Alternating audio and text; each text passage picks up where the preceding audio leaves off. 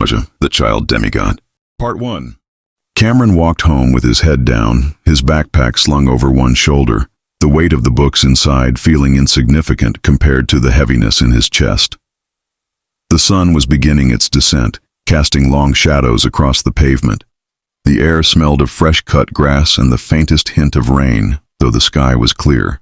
As he neared his house, the distant murmur of raised voices tightened his stomach. His pace slowed. He could already tell. His father was home. The shouting was muffled but unmistakable, his father's deep, slurred voice overpowering his mother's softer, desperate pleas. Cameron swallowed hard, his pulse quickening, his fingers clenched around the strap of his backpack. Not again.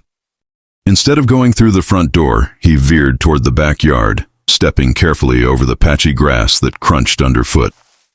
The wooden fence was warped with age, the paint chipping away in strips. He pressed his back against the cold siding of the house, edging toward the sliding glass door that led to the kitchen.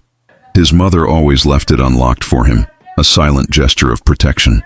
Just as he reached for the handle, his foot bumped something.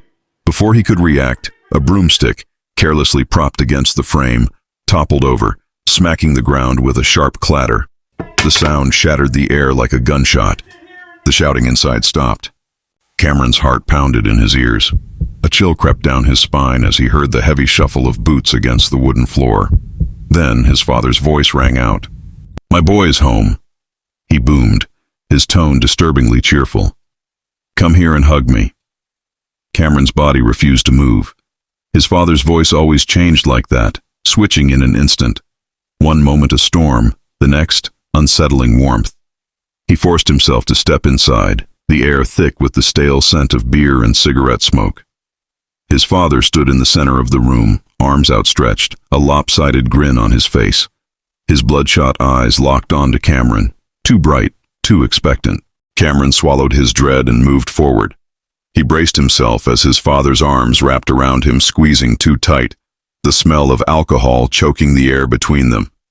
The embrace was short-lived. His father let go, but his gaze lingered, studying Cameron like he was searching for something. Cameron dropped his eyes to the floor. From the kitchen sink, his mother kept her back to them, hands submerged in soapy water. The rhythmic clinking of dishes continued, but Cameron saw the slight tremor in her shoulders. When she turned her head just enough for him to see her face, his stomach clenched. Her cheeks were blotchy, streaked with tears she hadn't bothered to wipe away. She didn't say a word. Cameron knew better than to expect her to. He clenched his fists, already preparing himself for the long night ahead. The morning sun streamed through the cracks in Cameron's bedroom blinds, but he didn't move. The dull throb in his back kept him still, his body stiff from the night before. His right arm refused to lift without sharp pain, the reminder of how easily his father could send him crashing against a wall. He had meant to go to school, but as soon as he tried to push himself up, the ache in his ribs stole his breath. With a heavy sigh, he sank back down. He hated them. His father with his drunken rages and empty affections. His mother with her silent compliance, her refusal to stop it, her refusal to leave. Cameron squeezed his eyes shut, the anger simmering beneath his skin. Some days the hate felt like fire, wild, consuming, all-encompassing. Other times it was cold and heavy, sinking into his bones. Sometimes he thought about how easy it would be if they were gone. The thought scared him, and yet it lingered. By mid-morning, he forced himself to move. He couldn't stay in the house any longer, not with his father passed out on the couch and his mother pretending everything was fine. He needed out. He made his way down the quiet street, ducking into the wooded area just a few blocks away. His hideaway wasn't much, just a small clearing between a cluster of trees. The dirt smoothed out from the hours he spent sitting there. The world was quieter here. The thick canopy of leaves filtered the sunlight into patches, painting the ground in shifting patterns of light and shadow. Here, he could breathe. Here, he could imagine a different life. Cameron leaned back against the trunk of a tree, staring up at the sky through the branches. In his head, he pictured a home where laughter wasn't something to fear, where his mother smiled for real, where his father didn't exist. He spent hours lost in those daydreams, trying to piece together what happiness might feel like. trying to believe that one day he might actually find it. His fingers absently picked at the frayed hem of his hoodie as he let his mind drift. If he closed his eyes, he could imagine a home where the air wasn't thick with tension, where the walls didn't echo with shouts and slammed doors. A home where laughter wasn't something to flinch at, where it rang out bright and unrestrained, untouched by fear. In his head, his mother smiled. Not the weary, tight-lipped smile she wore now, but something real, something that reached her eyes, that made her shoulders lighter. She wasn't standing at the sink with her back to him. She wasn't wiping away tears when she thought no one was looking. And his father wasn't there at all. Cameron exhaled slowly, staring up at the sky as if it might hold answers, as if it might tell him how to make that version of his life real. But it never did. He spent hours like that, lost in the quiet, lost in the fragile world he built inside his head. It was a place where he wasn't afraid, a place where love wasn't something sharp-edged and unpredictable, a place where he could breathe without waiting for the next storm. The fantasy felt distant, just out of reach, but he held on to it anyway, because maybe, just maybe, if he dreamed hard enough, if he wanted it badly enough, one day it might actually exist. The night was thick with silence, broken only by the rhythmic creaks of the old house settling. Cameron lay curled beneath his thin blanket, his back still sore from the last time his father's anger got the best of him. He had learned long ago to sleep lightly, always listening, always waiting. But tonight, something else stirred him awake. A faint noise, almost imperceptible, sent a shiver down his spine. His eyes snapped open. The darkness in his room felt different, heavier, like something unseen lurked just beyond his sight. His breath came slow and measured as he strained to listen. Then he saw it. A figure stood near the foot of his bed. Cameron shot upright, his pulse hammering against his ribs.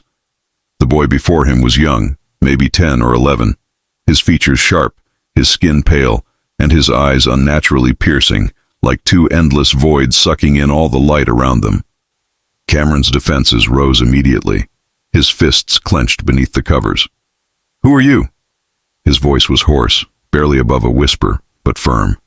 "What do you want?" The boy didn't respond. He simply stood there, staring, his face eerily calm. The longer Cameron looked at him, the more unnatural he seemed, as if he didn't quite belong in this world. Frustration edged out some of Cameron's fear. He hated when people ignored him, even creepy children who had no business being in his bedroom. "Why are you here?" he demanded. "Just sitting there like a lump?"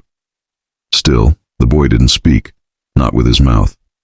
Instead, a voice echoed inside Cameron's head, a soundless whisper that crawled through his skull like fingers pressing against his mind. "I heard you calling me."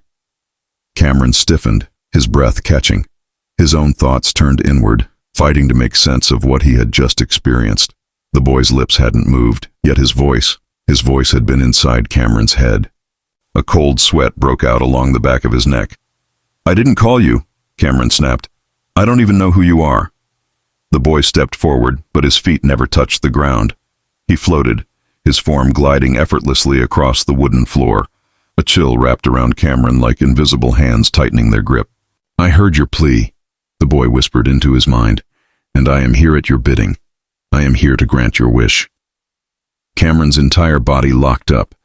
His mind reeled, clawing for an explanation, but nothing rational could explain what was happening. He swallowed hard. "What wish?" he asked, his voice barely audible. The boy's expression didn't change, but his mouth curled into something resembling a grin. His piercing eyes darkened, turning inky black, absorbing every fragment of light in the room. "Your repeated wish," the boy said softly, his tone almost playful. "I can make your father disappear." Cameron's stomach dropped. His thoughts scrambled for logic, for anything to ground him back in reality. But deep inside, he knew. He had wished for this before, many times.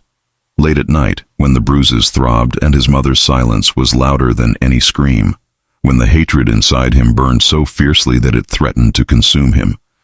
But not like this. Not with a stranger. No, not a stranger. Something else. Cameron's fear warred with curiosity, his voice trembling as he asked, "Why? And what's the catch? The boy's eerie smile didn't waver. There's always a price. A stillness settled over the room, suffocating, inescapable. One drop of your anguished tears, and one drop of your abused blood. Cameron's fingers dug into the blanket, his knuckles white. "What will you do with my blood and tears?" he asked carefully. The boy didn't blink. "That is not your concern." Cameron's heart pounded so violently that he could feel it in his throat. He wanted to run, to escape this moment, but his body refused to move. The boy drifted closer, his presence wrapping around Cameron like frost creeping through an open window. "You have 24 hours to decide." With deliberate slowness, he reached out and touched Cameron's forehead. An unbearable cold surged through him.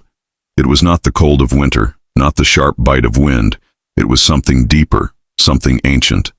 It sank beneath his skin, curling into his bones, freezing the very essence of him. His vision blurred for a moment, the world tilting.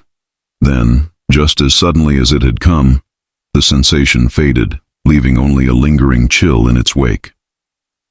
Cameron gasped for breath, his body shuddering involuntarily. He forced himself to speak. "Who are you?" The boy tilted his head ever so slightly. "Call me Raja the Omo Esan." His voice echoed like a whisper through the air, despite the fact that his lips remained perfectly still. "When you're ready, call my name." Then, without another word, he faded into the darkness, dissolving into the shadows as if he had never been there at all. Cameron sat motionless, his mind a whirlwind of emotions. The cold still clung to his skin, seeping into his thoughts. His father, his mother, the years of pain and neglect. He had wished for freedom. He had wished for a different life. Now, something had answered. Tears slid down his face as he wrestled with the weight of it all. To make a deal with Raja was to step into something far worse than anything his father had ever done. But to refuse, to keep living like this? His chest ached with indecision. He wasn't sure how long he sat there trembling in the dark. But when he finally whispered, "How will I let you know?" The shadows in the room seemed to shift, as if listening. And somewhere, far beyond his sight, Cameron knew Raja was waiting.